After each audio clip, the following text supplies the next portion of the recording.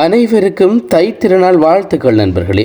விடிய காலம வேலை கிளம்பி நான் கோயிலுக்கு போக வழிகிட்டேன். ஏனென்றால் திருப்பாவேண்ட கடைசி நாள் 30 நாள் ஆண்டாள் நோன்பிருந்து நாராயணன் அடைஞ்ச கடைசி நாள் என்றபடியால் சிறப்பு பூசை புனஸ்காரம் எல்லாமே அங்கே நடைபெற்றது.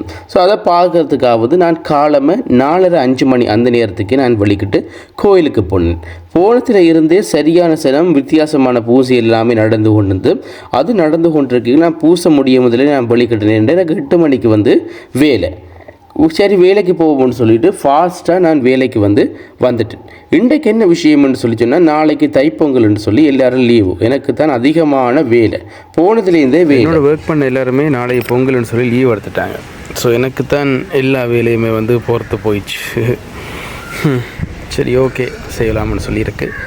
என்ன விஷயம்னு சொல்லி சொன்னால் நானும் இன்னும் பொங்கலுக்கு ரெடி இல்லை. விடிஞ்சால் பொங்கல். இன்றைக்கு வரைக்கும் சில திங்ஸ் இன்னும் வேண்டையில் ஒர்க் முடிஞ்ச பிறகு தான் போய் வேண்டணும். பார்க்கலாம்.